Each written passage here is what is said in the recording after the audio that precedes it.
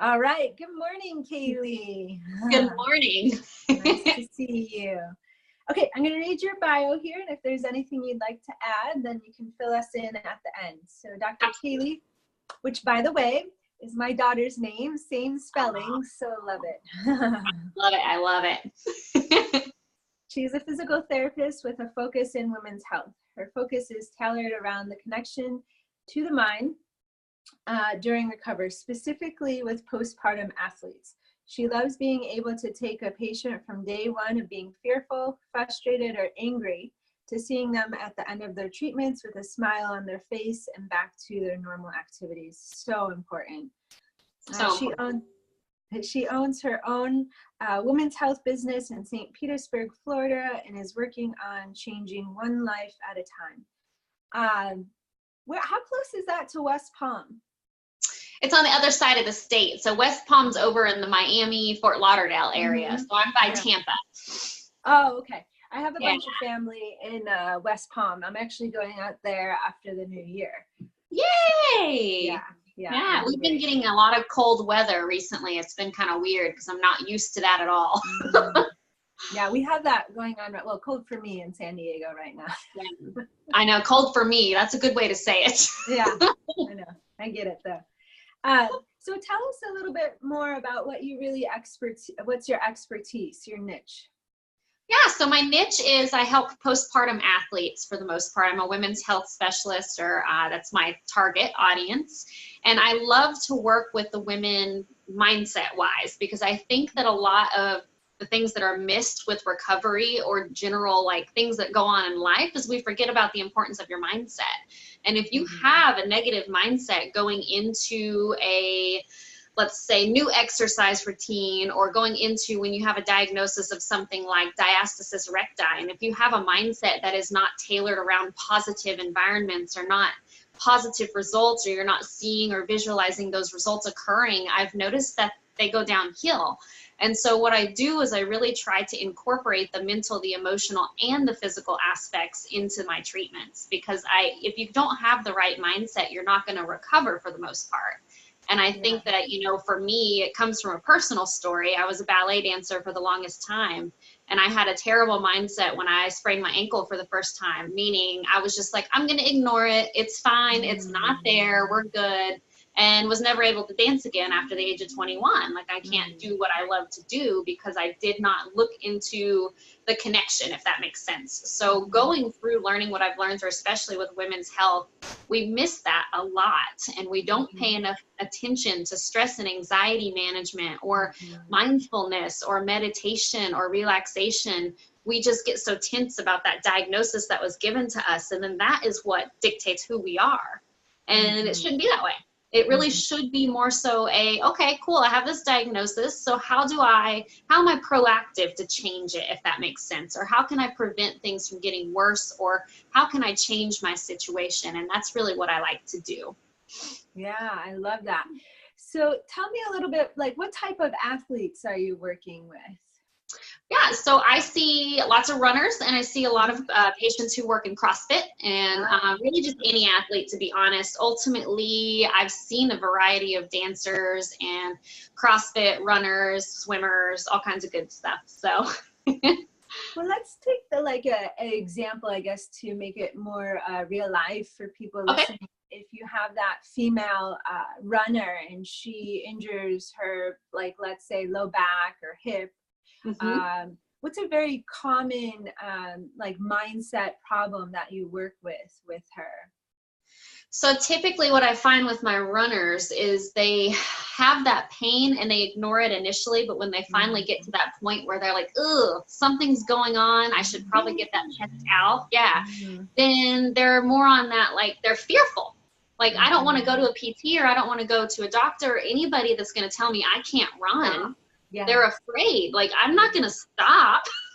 And so it's that fear factor, and you get fearful of it because you know something's wrong, but you don't know how to handle that emotion when it comes to getting the help that you need to recover. And so that's really, I see a lot of the fear, and then I also see a lot of disappointment and anger.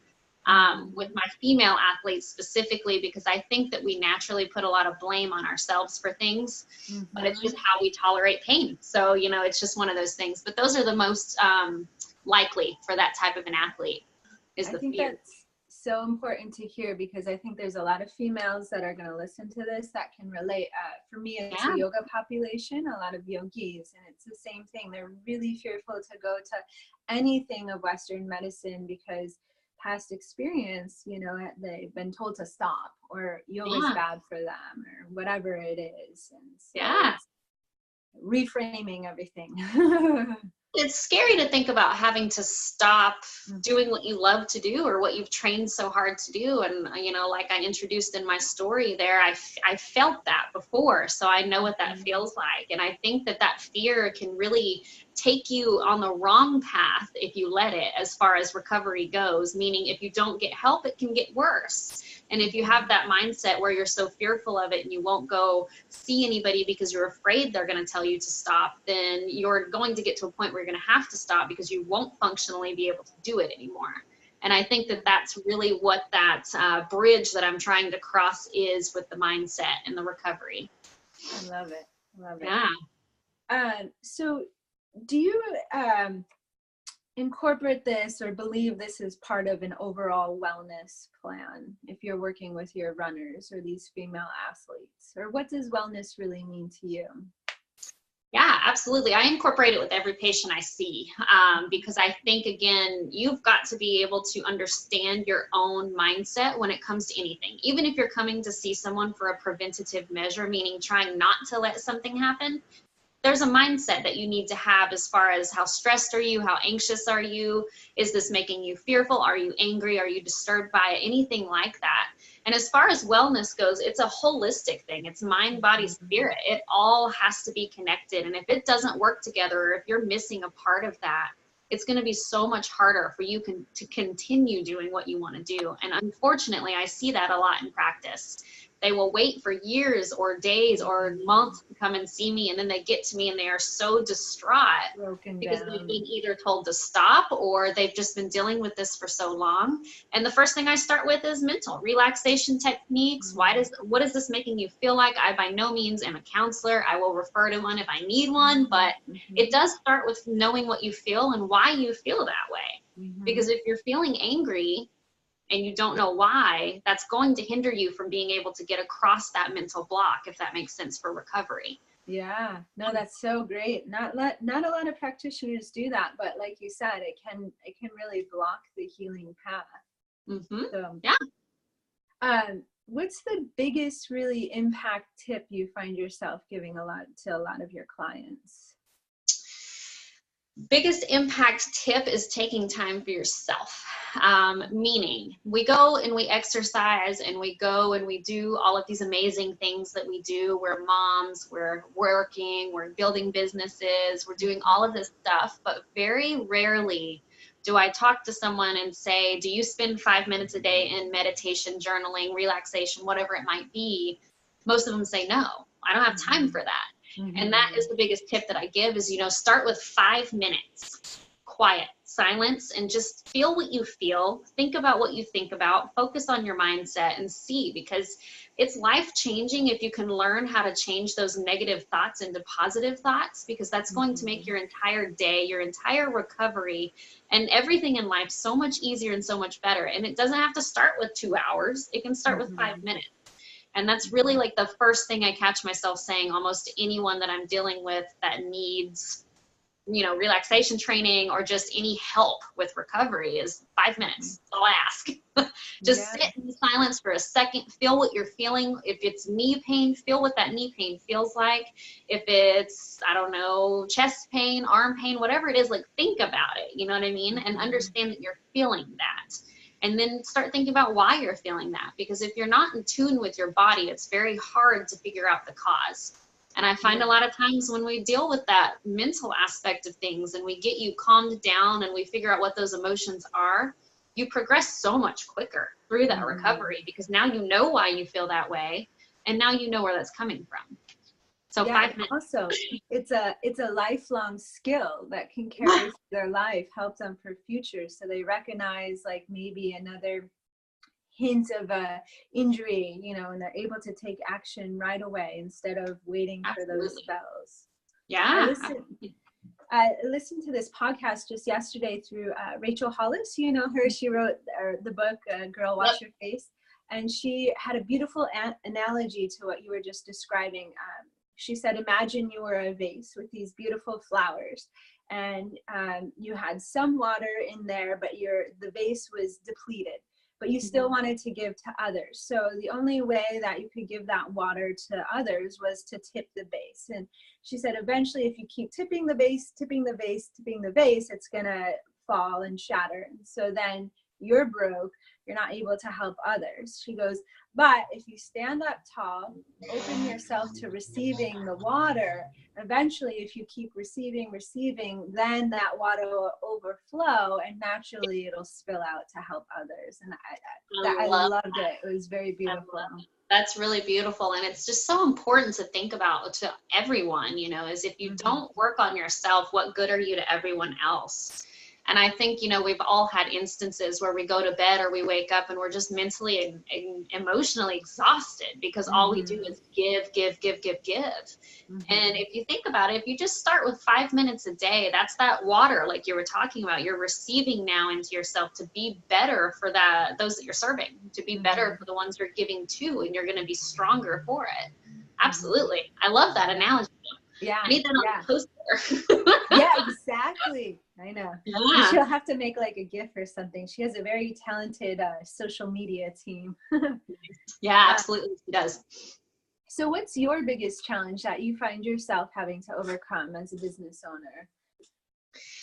As a business owner, my biggest challenge is probably the leaving work at work type thing, if that makes sense. Yeah. I am constantly thinking about ways to be better, ways to give better, ways to better serve. And I have a very hard time stepping away to do my 5 minutes a day initially. And I'm just being completely transparent. I do it. I do my best as far as trying, but yes, I still struggle with it because when I sit down, I automatically have hundreds and thousands of thoughts. And then I don't sleep at night because I have all of these thoughts. And so that to me is the biggest struggle. And based on reflection and things, like I know it's a positive and a negative at the same time because of the compassion that I'm able to give to my clients because I'm an extremely compassionate person. But it's also that I'm not refilling enough into myself. So 2019 has some big goals for that as far as being able to focus a little bit more on self-building too. So yeah, definitely stepping away. So relatable. Oh, yeah. And I'm excited to see what happens in 2019 for you. Yeah, lots of big things. Yeah, I love it. I've seen some of your posts, your planning posts. So it's very inspiring, you know, not only to patients and clients, but us other business owners. Like we got to keep it up. You have to. And it's hard sometimes, you know, days get long, get tough. It's just, you got to take time for yourself. You have to learn the time management skills and the stress and anxiety management, or it's going to go overboard and you don't want that. So yeah, definitely important.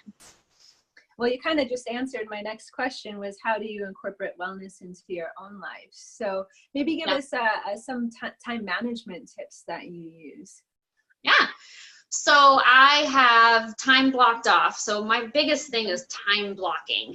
One of the books that I've read about a year ago now was One Thing by Gary Keller. I don't know if you've read that yet, but it's an amazing book. And all it talks about is how to always have that goal in your mind, and how do you always make sure you're doing things that are going to get you to your goal type thing. And he talks a lot about time blocking, and that is really honestly how all my days go now. So I have a time from 5 a.m. to 6 a.m. and that's my meditation time. Like I spend that whole hour, regardless of if I fight myself and I'm telling myself I'm not going to be able to relax, if I'm stressed, anxious, tired, whatever, I make sure that I spend that hour in silence to kind of figure out what those things are I'm going through. But I time block, and that's the biggest skill in time management, in my opinion, that you can ever learn to do. This is with anyone that is recovering from an injury, because you have to time block your exercises. You have to time block what you need to be doing that you've been educated on. Business owners especially, we have to time block, or we're going to keep feeling ourselves running over things. Yeah, we're going to be scatterbrained. We're going to be all over the place. Then you get the negative mindset of being overwhelmed, having too much to do, feeling busy. I don't like that word busy a whole lot, because it's just, you know, we don't have to be busy if we're doing everything that we need to be doing, and if we're using our time wisely, because you don't have any less time than anybody else in the world has. So what's the difference in the person next to you who has successfully reached all of their goals and ourselves? You know what I mean? So it's the time management key that is so important. And I would also recommend that if you are a business owner, to spend a specific amount of time a day on your business, just focusing on it. That's it. Yeah. Whether it's goal writing, whether it's content creation for social media, you have to sit down with it every day and not just say, oh, I'll do it when it's time to do it, you know? No, you have to time block it. You have to time block it. Can't tell you how many fails it took me to get that. Yes, me too. Me too. I'm much better about it. I'm still working on time blocking like other things, but I've now got time for the business in there. Yeah. So. And you have to do it. Absolutely. And time blocking for family and your own exercise routine and your own relaxation. Like, people make fun of me because I time block my breaks. Able to get so much done is because it's all there. I know what I'm doing. I have, you know, priorities. And another thing that I do that I found extremely helpful is we all have to-do lists, right? And they're like 20, 30 things almost every day for most of us. Pick 3 of them and highlight them every single day and focus on those 3 things that day. Once you complete them, absolutely, if you feel like you can, go on to the next day. But keep working on those 3 things, and you're going to notice your mind is going to revert to, it's going to feel positive going towards whatever it is you're trying to accomplish. And then you're not going to feel overwhelmed, because even though you have 30 things on your list, you only have 3 highlighted. And then you accomplish those 3 and you feel much better. Yeah, I totally agree. If I have a long list, I look at it and I freeze, and then I don't end up doing anything. But if I have those 3 things, I'm like, oh, okay, I did something. You can do it. Well, how do you start if you have 30, right? It's like, oh my gosh, what do I do? Yeah, you have to prioritize. Time block and prioritize. You can do it. Yeah, those are big takeaways. Yeah. Any other parting words of wisdom for this morning? Yeah, like always, your best asset is you. And the only person that can make you better really is you. Like, you have to start. And you have to start somewhere. And again, that really can start with 5 minutes, but you are so valuable with what your talents and your skills are. You just have to get your mindset in line with that. And I know a lot of us feel so frustrated because we have so many things going on in life, especially now that it's the holiday season. But remember to take time for yourself, because if you don't, and if you don't continue to try to improve your personal development, or if you don't try to continue to improve your mindset by reading books, listening to podcasts, or relaxation, meditation, yoga, whatever it might be, then you're going to continue to have trouble with that, and you're going to feel overwhelmed. And if you know, like my personal story is a background of stress and anxiety, which is why I focus so much on mindset. It's just, it's the number one thing, in my opinion, that we have to start with in any aspect of life. Your mindset can control how your life goes. And so I think just taking time to really spend on it, because it doesn't happen overnight. You can't just wake up and be like, oh, I'm going to be positive every day for the rest of my life. Things happen. We have negative things happen, but learning how to cope in those situations and learning how to build from those and learning how to take a failure as a learning lesson instead of a failure, those are the things that are going to make you a better person and make you so much stronger. So I know that's a lot of recommendation and parting words, but I'm very passionate about this. No, I love it. And it's so true, all that you're saying. They're huge takeaways. And I love it for my own clients and patients and students to hear, because they hear it from me. And maybe they've heard it ad nauseum from me and they can tune it out now. But it's nice to hear it from another perspective and another voice. So I'm so glad you just said all that you said, because I agree with it fully. Yeah, absolutely. Yeah, thank you so much. No, thank you so much for having me. This is great. Yeah. So can you just say your website, so if people want to find you, look you up, they know how to get a hold of you? Yeah, so currently my website is being updated, so I will share my social media. My name is Kaylee Garrett Zimmerman. You can add me in my personal page, or I have a business page, Dr. Kaylee Garrett Zimmerman, PT DPT. And I am on Instagram as well at KGSimPTDPT. Okay, great. I'll add that little, what is it called? Handle to the, Yep. to the It's the YouTube handle. post. Whatever it is. And once my website is up, I will make sure to post that. So Okay, beautiful. yeah. Love it. Okay, well, thank you so much. Thank you so much for having me. Have a great day. You too.